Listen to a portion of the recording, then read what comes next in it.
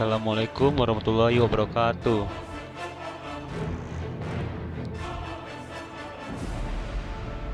Perkenalkan, nama saya Arif Hidayat dari kelas 3I12 Universitas Gunadarma. Di sini saya akan menjelaskan materi tentang pengantar teknologi game. Teknologi game. Teknologi adalah keseluruhan fasilitas untuk menyediakan sesuatu yang dibutuhkan bagi kelangsungan dan kenyamanan. Secara umum, teknologi dapat didefinisikan sebagai entitas benda maupun bukan benda yang diciptakan secara terpadu melalui perbuatan dan pemikiran untuk mencapai suatu tujuan. Game adalah permainan video, atau dalam bahasa Inggris, video game adalah permainan yang menggunakan interaksi dengan antarmuka pengguna melalui gambar yang dihasilkan oleh piranti video. Permainan video umumnya menyediakan sistem penghargaan, misalnya skor yang dihitung berdasarkan tingkat keberhasilan yang dicapai dalam menyelesaikan tugas-tugas yang ada di dalam permainan. Jadi dapat disimpulkan bahwa teknologi berarti proses yang dilakukan sistem atau perangkat keras yang diberlakukan dalam upaya untuk mendukung kinerja dari game. Teknologi game dewasa ini mengalami kemajuan yang sangat cepat, baik dalam perangkat lunak atau software maupun perangkat keras atau hardware. Pada perangkat lunak, para pengembang atau developer game bersaing untuk membuat game-game terbaru yang interaktif dan menghibur. Keberadaan dan perkembangan dunia game kini berlanjut ke perkembangan yang tidak hanya melakukan interaksi antara satu manusia dengan sebuah perangkat game saja, tetapi juga mengarah pada adanya hubungan sosial antara beberapa manusia dalam satu permainan game yang sama. Selanjutnya, sejarah perkembangan game. Sejarah perkembangan game. Generasi pertama, konsol permainan video berlangsung dari tahun 1972 dengan rilis dari Magnavox Odyssey hingga 1977. Ketika Pongstel, produsen konsol, meninggalkan pasar secara massal karena pengenalan dan keberhasilan mikroprosesor berbasis konsol. Generasi kedua, biasa disebut sebagai awal era 8-bit atau kurang lebih 4-bit era, dimulai pada tahun 1976 dengan merilis Fairchild, Channel F, dan Radovin 1292 Advanced Programmable Video System. Di era generasi kedua ini yang menjadi primadona konsol game adalah konsol game Atari.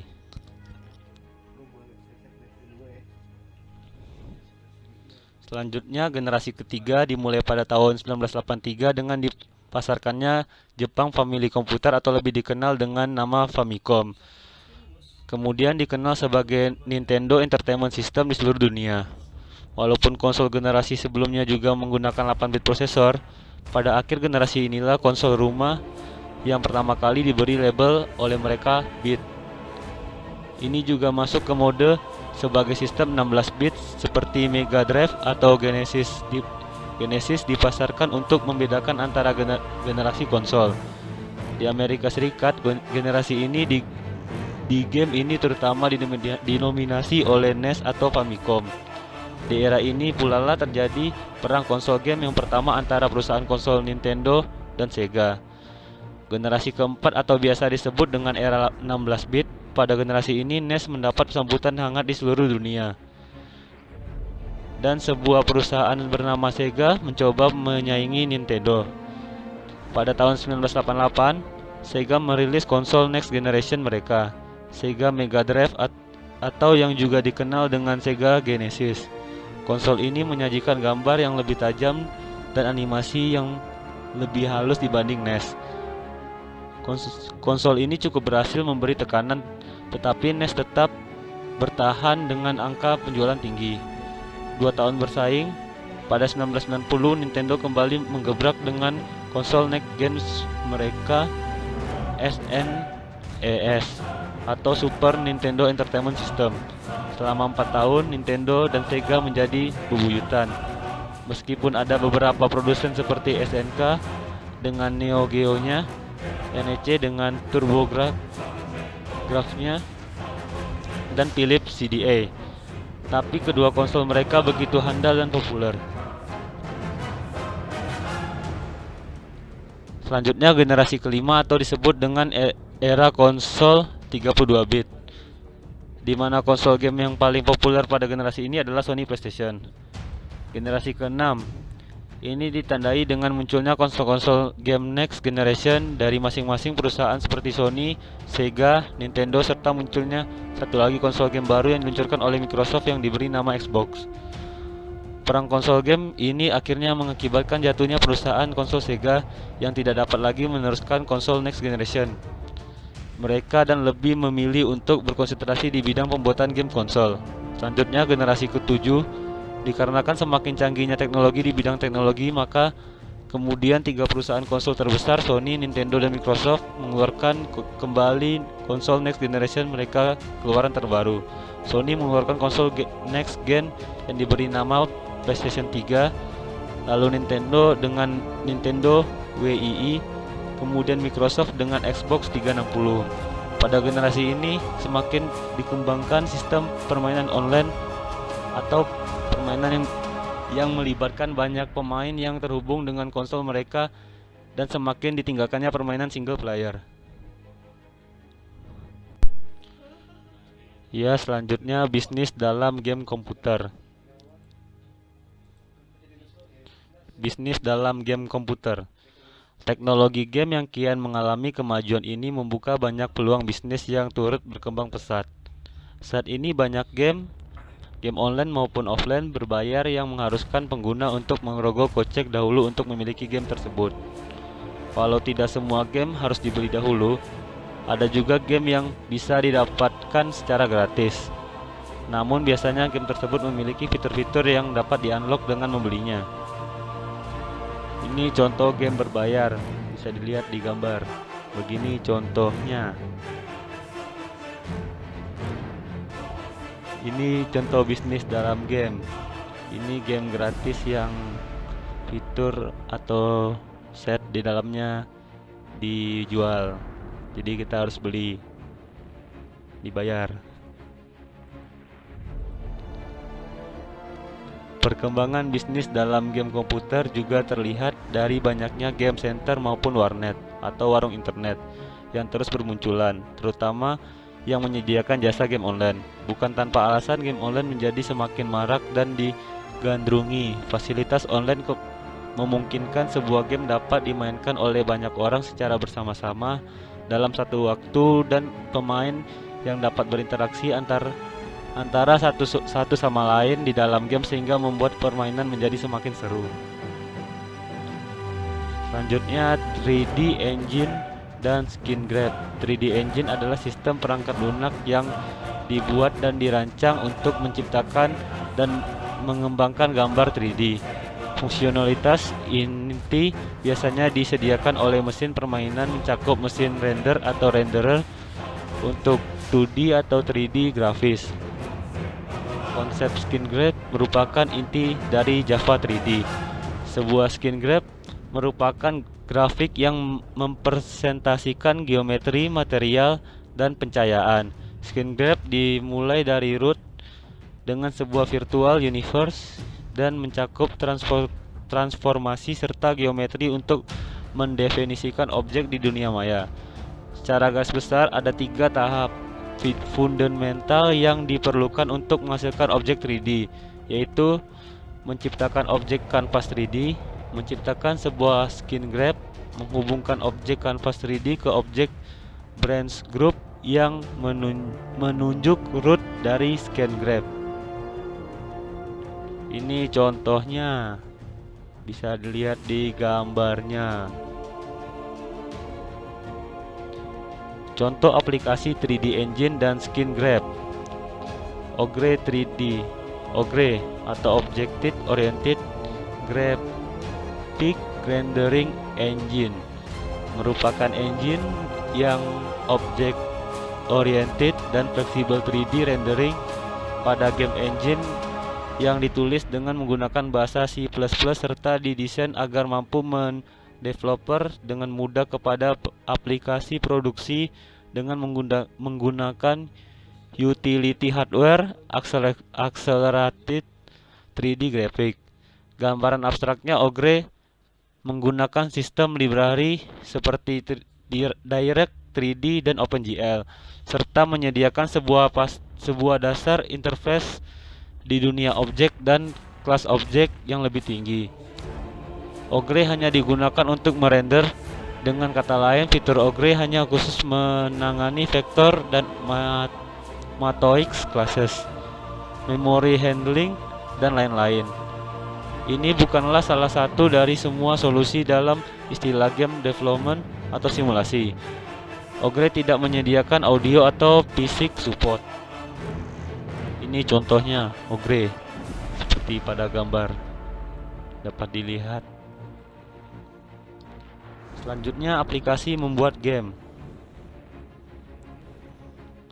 Ada processing. Processing adalah bahasa pemrograman dan lingkungan pemrograman yang bersifat open source yang digunakan untuk memprogram gambar, animasi, dan interaksi. Processing digunakan untuk mengajarkan dasar-dasar pemrograman komputer dalam konteks rupa dan berfungsi sebagai buku sketsa, perangkat lunak, dan alat produksi profesional. Processing mengintegrasikan suatu bahasa pemrograman, lingkungan pemrograman, dan metodologi pengajaran ke dalam sistem terpadu. Selanjutnya, Game Maker. Game Maker adalah software yang bisa membantu Anda menjadi pengembang game komputer tanpa menggunakan coding sedikit pun. Dengan digunakan untuk membuat 3 dimensi dan multiplayer.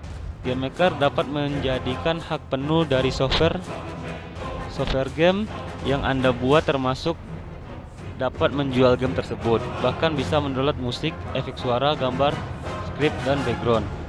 Berikut contohnya ada di gambar di bawah ini. Dapat dilihat pada gambar di bawah ini. Selanjutnya, Unity 3D.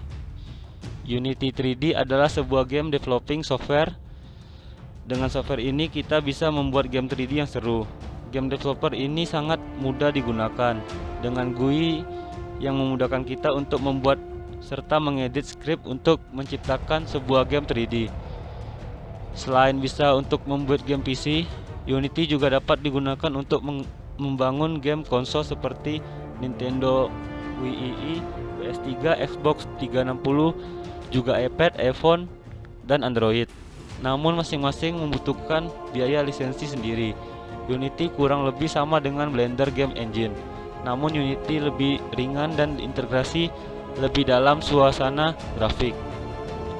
Ini contohnya ada di gambar di samping ini. Begini contohnya Unity 3D.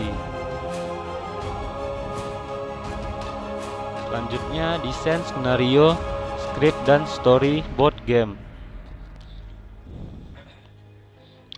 Skenario game. Skenario game merupakan langkah awal dalam membuat sebuah game yang dapat mempermudah dalam menyelesaikan pembuatan game.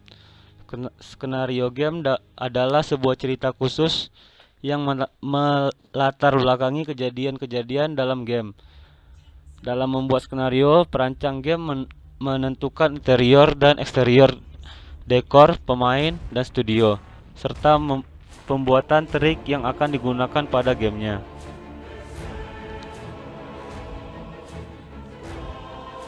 Selanjutnya, script. Bahasa script merupakan suatu bahasa pemrograman komputer yang diterjemahkan secara khas dan dapat diketik secara langsung dari keyboard. Script pada game digunakan untuk mendokumentasikan rule dan core mekanik pada sebuah game. Fungsinya adalah untuk membuat suatu aturan yang mendetail pada sebuah game dan agar kita bisa mengetahui cara memainkan game tersebut. Ya, selanjutnya ada storyboard. Storyboard adalah sketsa gambar yang disusun berurutan sesuai dengan naskah. Dengan storyboard, pembuat game dapat menyampaikan ide cerita kepada orang lain dengan lebih mudah. Karena sketsa gambar tersebut dapat mengiringi khayalan seseorang mengikuti gambar-gambar yang tersaji, sehingga menghasilkan persepsi yang sama pada ide cerita yang dibuat. Storyboard pada game sedikit berbeda dengan storyboard animasi, di mana pada storyboard game terdapat goal atau mission yang akan dibuat pada game itu sendiri. Kemudian storyboard pada game menjelaskan tentang alur permainan itu sendiri, seperti apa tergantung dari jenis game. Misalkan game bergenre arcade tidak memiliki alur cerita, namun game tersebut menitik beratkan pada perolehan poin. Jadi storyboard yang dibuat yaitu bagaimana pemain mendapat nilai atau poin setinggi mungkin.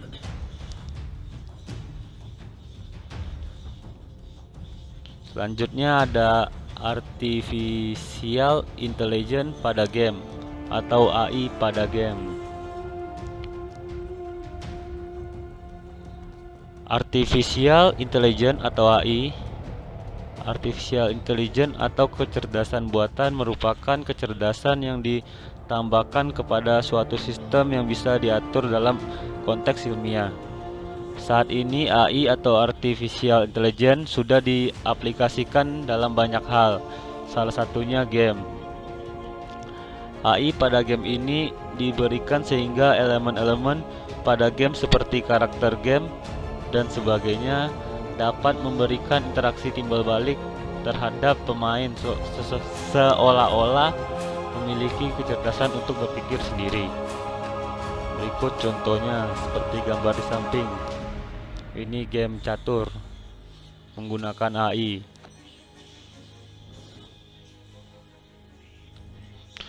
Selanjutnya ada algoritma Dijkstra.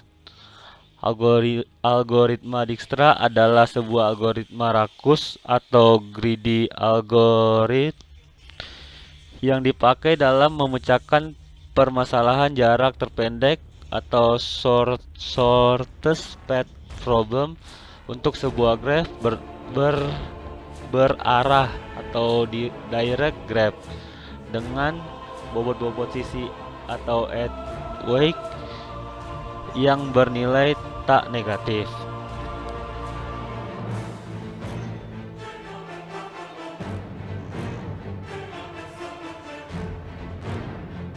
Selanjutnya ada tactical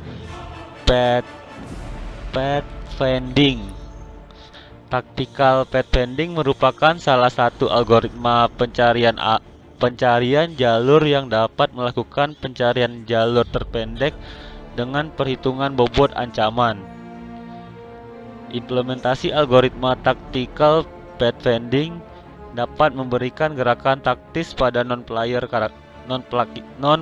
karakter. Algoritma tactical pathfinding dilakukan berdasarkan algoritma pencarian jalur berdasarkan A ditambah perhitungan bobot. Ini tactical pathfinding. Selanjutnya ada decision making. Algoritma ini digunakan untuk memasukkan beberapa kemungkinan langkah yang bisa diambil. Biasanya digunakan pada game agar karakternya dapat melakukan tindakan. Algoritma ini dibagi menjadi decision tree, state machine, dan rule based system. Salah satu contoh AI yaitu pada permainan jenis board game atau tic-tac-toe, ular tangga, dan lain-lain, yang biasanya terdapat fitur player versus komputer, di mana pemain dan komputer saling melawan agar dapat memenangkan permainan.